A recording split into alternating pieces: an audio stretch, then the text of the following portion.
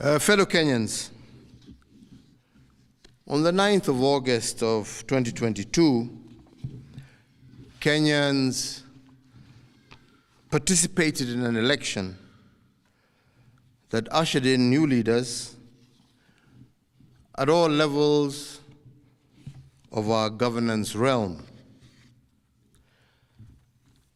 Following a dispute in the presidential election, a petition was filed in our Supreme Court for determination of validity of the results, and the Supreme Court has today pronounced itself on this matter.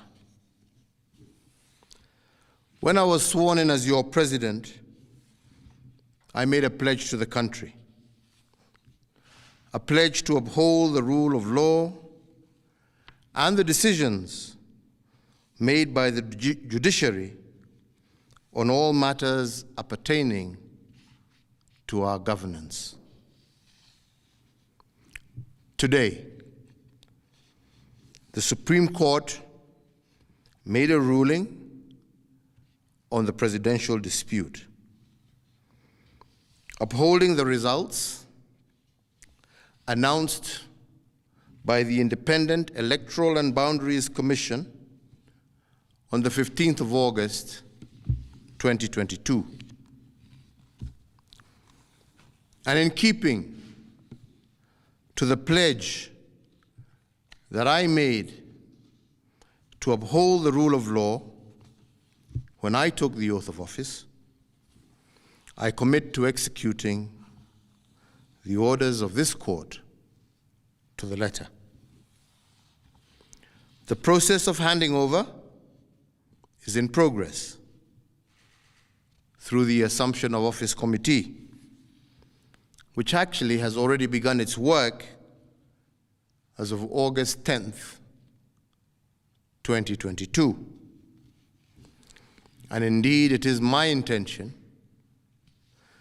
to oversee a smooth transition to the next administration, and all the necessary orders to facilitate this process have already been issued. And because democracy is a work in progress, I urge the country to respect the institutions that midwife our new leaders. And in doing so, I also urge citizens to constantly put them under scrutiny, for this is the civic duty of every single Kenyan. In particular, this civic duty requires every citizen to constantly put the truth presented by our constitutional institutions to test. And they must test them for coherence, but also for correspondence. They must constantly scrutinize the coherence of the truth given by these institutions, and to ask themselves whether the truth has been coherent from one election to another. Has there been a consistent pattern that is acceptable to our democratic ethos? We must ask ourselves, is it about numbers, or is it about process? Which of these two is it?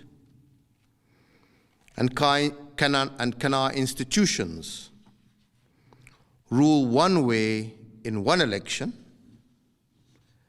and another way in another election without scrutiny?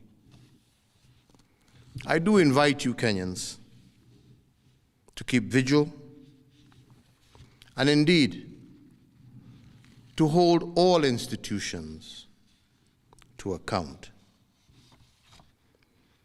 The second thing we must place under scrutiny is whether the truth given by institutions has correspondence. That is, do the truths given by our institutions correspond with what is observable by the citizen? True beliefs and true judgments must correspond to the actual state of affairs. But do our constitutional institutions meet this threshold? While we must appreciate these institutions, we must also hold them to account at every juncture. And their truth has to be consistent and coherent. This is the only way we will build our democracy. I want to take this opportunity to thank every single Kenyan for holding a peaceful election. And for this, I want to thank God, and I want to thank our political parties, but I also want to thank every single individual Kenyan for bringing us thus far. I want to wish well all who have won as they guide our country into the future. And I thank you all for the opportunity to serve, and I say, may God bless you all, and may God bless this great Republic of Kenya. Asante.